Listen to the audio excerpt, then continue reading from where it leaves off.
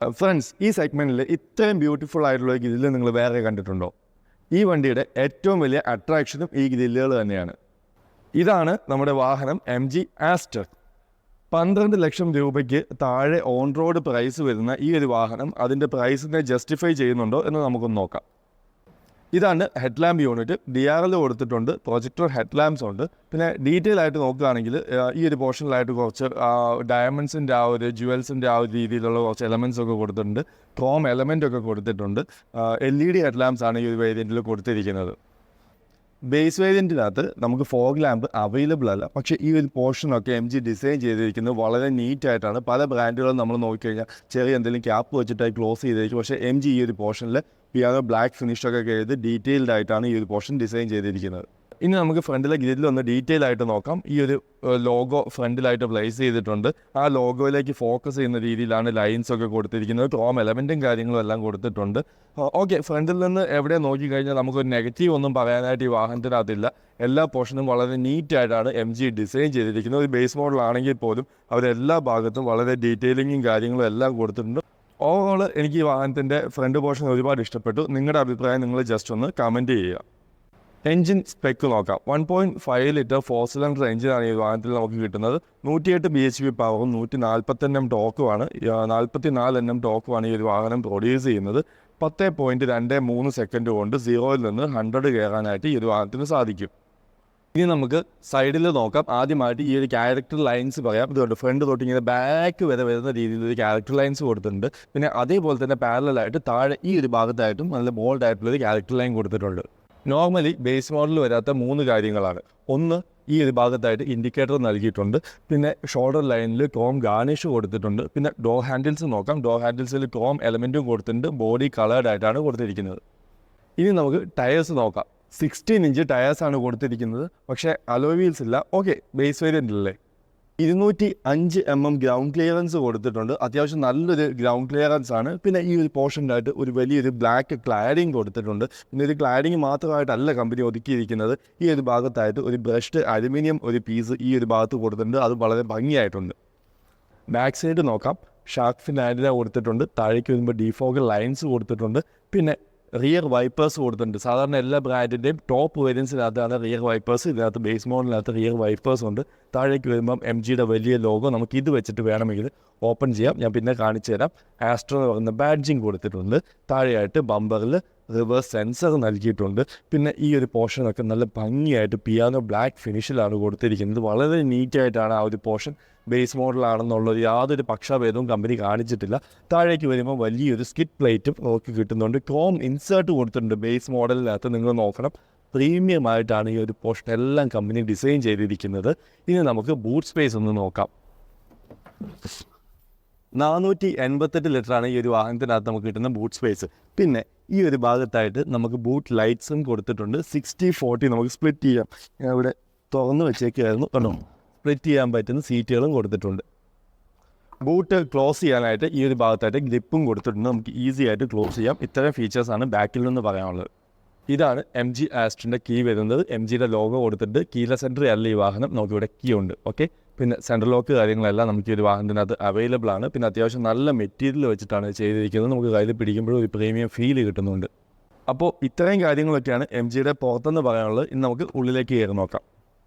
ആദ്യം എനിക്ക് ഫീൽ ചെയ്ത് ഈ ഒരു പോർഷനിലെല്ലാം കൊടുത്തിരിക്കുന്ന ഈ ഒരു മെറ്റീരിയൽസ് ഇല്ലേ, ഇതെല്ലാം സോഫ്റ്റ് ടച്ച് മെറ്റീരിയൽസ് ആണ് കൊടുത്തിരിക്കുന്നത്. സാധാരണ എല്ലാ വാഹനങ്ങളും ഹാർഡ് പ്ലാസ്റ്റിക്സ് ആയിരിക്കും ഈ ഒരു പ്രൈസ് റേഞ്ചിൽ നമുക്ക് അവൈലബിൾ ആയിട്ടുള്ളത്. പക്ഷേ ഈ ഒരു വാഹനത്തിൽ ഇവിടെയും അതേപോലെ ഈ ഒരു പോർഷനിൽ ഈ ഒരു ലെതറിൻ്റെ ഈ ഒരു ഫിനിഷ് കാര്യങ്ങൾ ഇത് ആക്ച്വലി ഫാബ്രിക്സ് ആണ്. ഈ ഒരു ഡിസൈനൊക്കെ വൈറ്റ് പോർഷൻ നല്ല ഒരു പ്രീമിയം ഫീൽ കിട്ടുന്നുണ്ട്. നമുക്കിത് ഈ ഒരു പോർഷനിലെല്ലാം യൂസ് ചെയ്തിരിക്കുന്നത് ആ ഒരു സോഫ്റ്റ് ടച്ച് മെറ്റീരിയൽസ് കാര്യങ്ങളെല്ലാമാണ്. ആക്ച്വലി എനിക്കിതിനകത്ത് ഏറ്റവും കൂടുതൽ ഇഷ്ടപ്പെട്ടത് ഇതിൻ്റെ മെറ്റീരിയൽസ് യൂസ് ചെയ്തിരിക്കുന്നതാണ്. വളരെ ഭംഗിയായിട്ടാണ് എല്ലാ പോർഷനും ഡിസൈൻ ചെയ്തിരിക്കുന്നത്. പിന്നീട് നമ്മൾ ആദ്യം ശ്രദ്ധിക്കുന്ന ഒരു കാര്യമാണ് 10 ഇഞ്ചിൻ്റെ ഒരു വലിയൊരു ഇൻഫോർടൈൻമെൻറ്റ് സിസ്റ്റം നമുക്ക് ഈ ഒരു വാഹനത്തിനകത്ത് കിട്ടുന്നുണ്ട്. ആൻഡ്രോയിഡ് ഓട്ടോ, ആപ്പിൾ കാർപ്ലേ എല്ലാം ഈ ഒരു വാഹനത്തിനകത്ത് നമുക്ക് അവൈലബിൾ ആണ്. AC-യുടെ കൺട്രോൾസ് എല്ലാം ഈ ഒരു ഭാഗത്താണ് കൊടുത്തിരിക്കുന്നത്. നമുക്ക് ഫിസിക്കലി കൺട്രോൾ ചെയ്യാൻ ഓപ്ഷനും ഉണ്ട്. പിന്നെ അതേപോലെ നമുക്ക് സ്ക്രീനിൽ വേണമെങ്കിൽ നമുക്ക് AC കാര്യങ്ങളെല്ലാം കൺട്രോൾ ചെയ്യാം. ഫാനിൻ്റെ സ്പീഡൊക്കെ നമുക്കിങ്ങനെ കൂട്ടാൻ പറ്റും. അതേപോലെ ഏത് വെയിൽ ഏത് ഭാഗത്തേക്ക് വരണം ആ ഒരു കൺട്രോൾസ് എല്ലാം ഈ ഒരു ഭാഗത്തുണ്ട്. അതേപോലെ കണക്റ്റഡ് ഫീച്ചേഴ്സിൻ്റെ ഓപ്ഷൻസ് എല്ലാം ഈ ഒരു ഭാഗത്തായിട്ട് കൊടുത്തിട്ടുണ്ട്. പിന്നെ നോക്കാം നമ്മുടെ FM കൊടുത്തിട്ടുണ്ട്, പിന്നെ ഫോൺ കോൾസിൻ്റെ ആ ഒരു ഫീച്ചേഴ്സ് എല്ലാം കൊടുത്തിട്ടുണ്ട്. ഫിസിക്കൽ സ്വിച്ചസ് ആയിട്ട് നമുക്ക് AC കൺട്രോൾ ചെയ്യാനുള്ള സ്വിച്ചസ് ഞാൻ മുമ്പേ പറഞ്ഞ പോലെ ഈ ഒരു ഭാഗത്ത് കൊടുത്തിട്ടുണ്ട്. ഹോം ബട്ടൻ്റെ സ്വിച്ച് കാര്യങ്ങളെല്ലാം ഈ ഒരു ഭാഗത്ത് കൊടുത്തിട്ടുണ്ട്. വോളിയം കൺട്രോൾസ് കൊടുത്തിട്ടുണ്ട്, ഫാനിൻ്റെ സ്പീഡ് കൊടുത്തിട്ടുണ്ട്, റിയർ ഡിഫോഗർ ലൈൻസിൻ്റെ സ്വിച്ചസ് എല്ലാം ഈ ഒരു ഭാഗത്ത് കൊടുത്തിട്ടുണ്ട്. AC ടെമ്പറേച്ചറും ഫാൻ സ്പീഡും എല്ലാം അതിൻ്റെ എല്ലാം കൺട്രോൾസ് ഈ ഒരു ഭാഗത്തായിട്ട് കൊടുത്തിട്ടുണ്ട്. പിന്നെ അതിൻ്റെ താഴേക്ക് വരുവാണെങ്കിൽ ഒരു 12 വോൾട്ടിൻ്റെ ഒരു ചാർജിങ് സോക്കറ്റ് കൊടുത്തിട്ടുണ്ട്.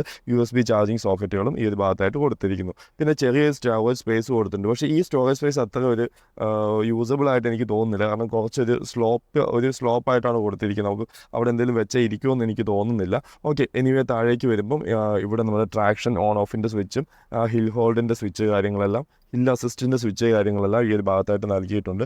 ഗിയർ ലിവർ ഈ രീതിയിലാണ് കൊടുത്തിരിക്കുന്നത്. പിന്നെ ഞാൻ പറഞ്ഞല്ലോ ഈ ഒരു പോർഷനിലെല്ലാം നല്ലൊരു സോഫ്റ്റ് ടച്ച് മെറ്റീരിയൽസ് വെച്ചാണ് യൂസ് ചെയ്തിരിക്കുന്നത്. ഇവിടെ ഞാൻ മുന്നേ പറഞ്ഞ പോലെ എല്ലാം സോഫ്റ്റ് ടച്ച് മെറ്റീരിയൽസ് ഒക്കെയാണ് യൂസ് ചെയ്തിരിക്കുന്നത്.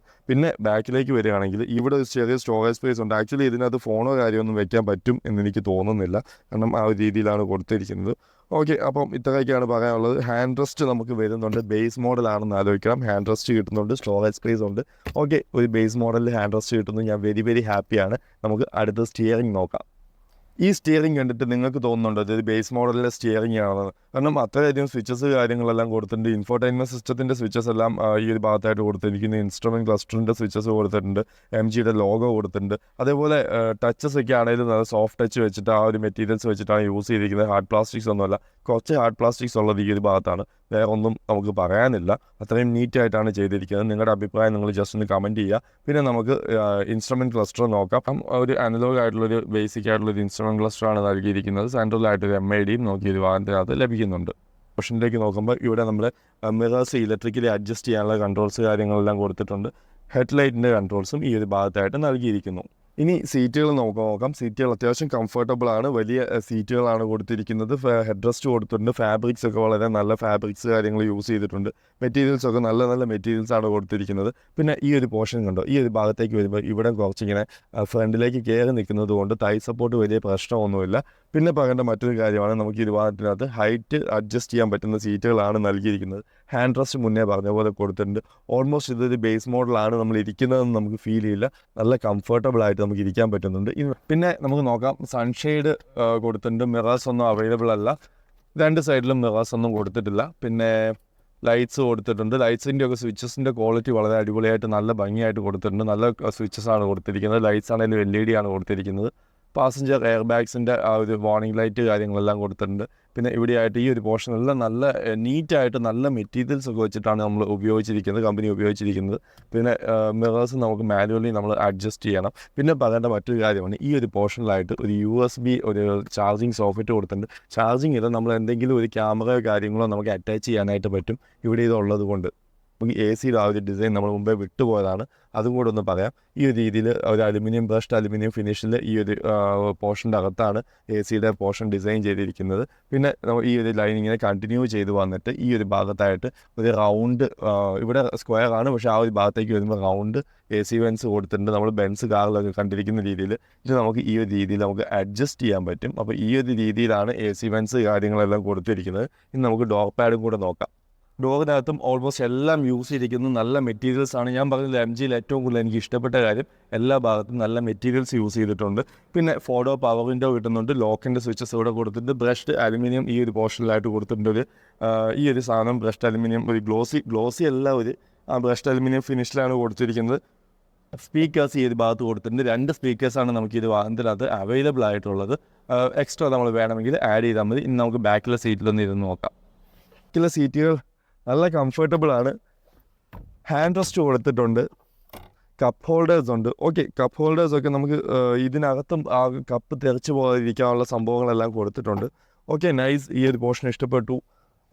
ഹെഡ് റെസ്റ്റ് കൊടുത്തിട്ടുണ്ട്. കംഫർട്ടബിൾ ആയിട്ടിരിക്കാം. 4 പേർക്കാണെങ്കിലും സുഖമായിട്ട് ട്രാവൽ ചെയ്യാം. പക്ഷേ സെൻറ്ററിൽ കാല് വയ്ക്കാൻ കുറച്ച് ബുദ്ധിമുട്ട് വരും, കാര്യം സെൻറ്റർ ടണൽ ഈ ഒരു വാഹനത്തിനകത്ത് വരുന്നുണ്ട്.